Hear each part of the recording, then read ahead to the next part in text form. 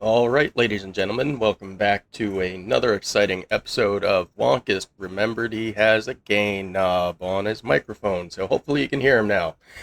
Anyway, we're going to continue real quick and recap what I said in the last video because there's an above average chance you couldn't hear any of it. So let's go ahead and start back over. If you watch any part of the other video, you'll realize that I started with Vanilla Zomboid. I started in Rosewood because it has the lowest zombie population. I chose the, I think, construction worker or something trait, and I'm a slow reader. The reason I did that was because I wanted long blunt as a weapon type. That's baseball bats and rakes and stuff like that. They don't damage zombie clothes when you kill zombies with them. Axes do a lot of damage, but they also damage the clothes. So we're going to recap what I went through in the last video, since hopefully you can hear me now, and welcome to an all-new problem of I just made tortilla chips and I'm not going to not eat them on your account. So you have no one to blame but yourself. What we did in the last video was we started in this house, which is a rich people house in Rosewood, which is good. I want to use this as a home base. At the end of the video, I touched on you can put sheets on these windows. You can, if I had a hammer and a screwdriver and a saw, I can break down some of these items for potentially getting planks. You put planks on the windows, you save yourself from zombies. So, to recap the basic commands, you hit C to crouch, and that's going to let you sneak around. You right-click and spin in circles so you can see around yourself to be ready to attack. You can left-click to swing whatever weapon you have currently equipped. We have a pipe wrench on our belt, which means we can hit 3, and it will put it away. We pick it up again.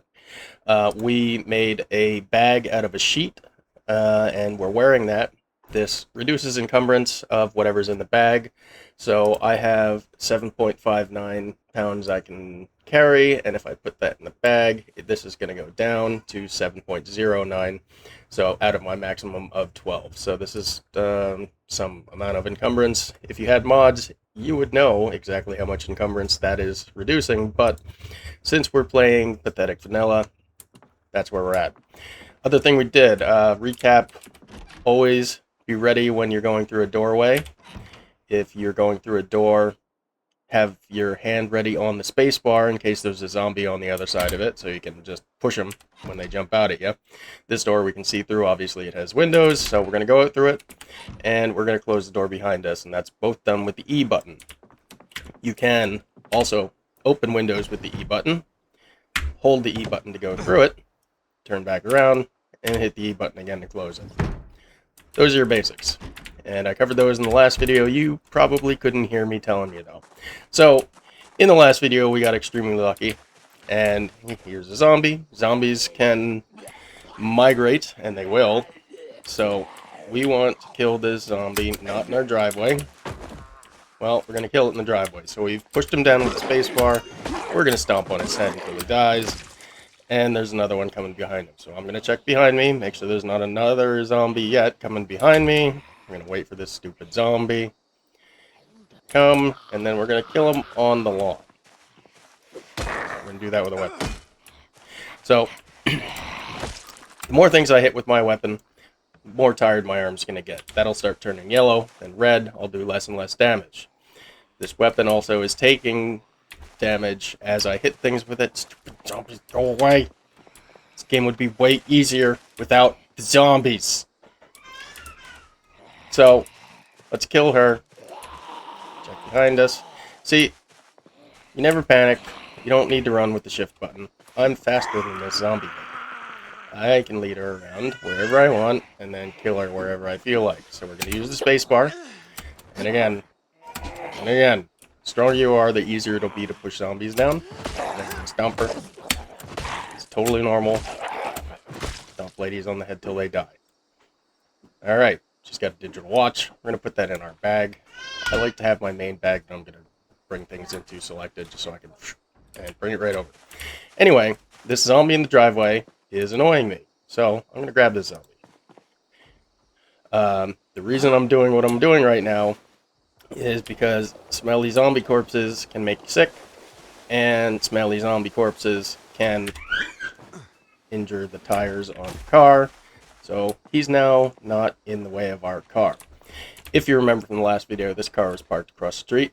It had keys in the glove box, and it had gas in the tank. This is extremely rare to happen right out the gate, but we've got ourselves a nice car. So anyway, what we want to do in this video is show you what happens if you get in above your head. And you're going to, a lot of the time. So the key is to not panic. So what we're going to do is, you'll notice I've only ever killed 1 or 2 zombies at a time before. So we're going to attract all the zombies in the nearby houses here.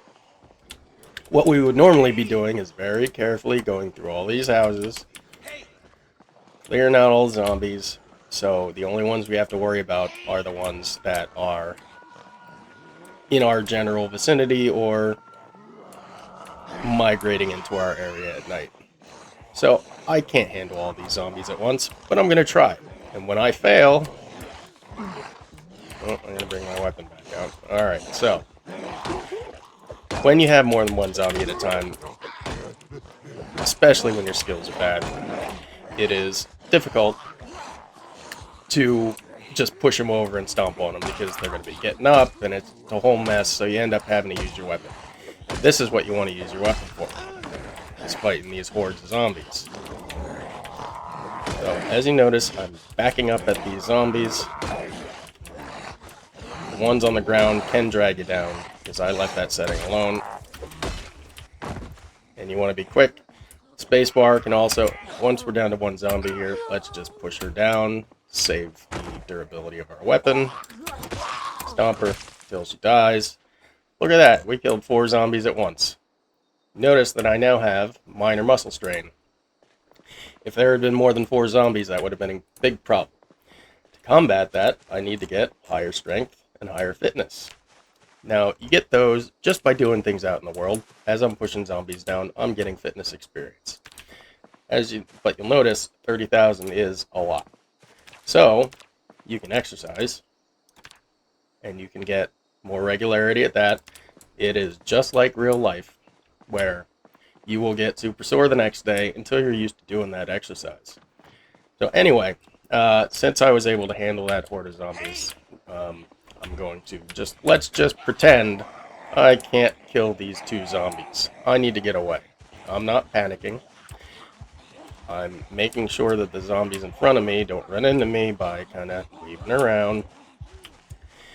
Now, it might seem like a good idea to jump this fence, but my guy's frightened. That's not a good thing. So when you're frightened, you have a tendency, if you hold shift and run, you can jump over that fence. There's a chance I would have gone ass over tea kettle there and dropped my weapon, maybe poop my pants. But what I'm doing right now is the zombies will go to where they last saw you. If they lose your line of sight, you just kind of go around the corner and walk away. You notice I'm crouching right now to be sneaky. But those zombies are no longer following me. Except for that one. That one's still following me, because I'm bad at sneaking. But basically, you just want to get some distance. Yourself and the zombies. Get somewhere safe. Get somewhere where you only have a few zombies left to deal with. For example, this is the only one that was smart enough to have followed me all this way. Good job, zombie. Here's your prize. Your prize is death. And now, I'm safe from zombies again. There's still one behind my house, because I led them around my own house, which was dumb. Shouldn't do that. But, now I can kind of creep around. They don't know I'm there anymore, and I can find the zombies, pick them off, at my leisure. The important part is, you don't panic. You just walk. Running, I'm going to fatigue myself real quick. Now there's that zombie that I couldn't kill. One thing to worry about, watch this. Hey zombie, come here. That's the Q button, by the way. Don't ever press the Q button. When a zombie lurches over a fence, they can reach out and try and grab you. Don't don't stand near a fence when the zombies coming over it. It's bad. So yeah, that's basic of it. I'm gonna keep this video short. I just wanted you to be able to hear me, but basically, I'm making this my little home base for now until I find a permanent home base. I am going to board up the windows. I'm gonna bring all my loot here, use this as my base of operations, and hopefully make it secure. So we'll kill that last zombie, and what I would do now is just go through this area, clear it all out. Zombies do migrate in the morning and at night, or just randomly. So you want to be quiet, you want to sneak around, you want to find books to read, especially at night. It's almost 6 o'clock, so your TV, and again, zombies will hear this, so you want to be careful. There's no zombies in the area, or they'll be coming through this window. There are different channels on the TV. You want to go to Life and Living TV. You're going to tune into that channel. And at 6 o'clock every night, you're going to get a surprise because they have helpful Life and Living TV. And that'll get you some skills by watching it. So anyway, that's where we're going to leave the video off. And hopefully you could hear me this time.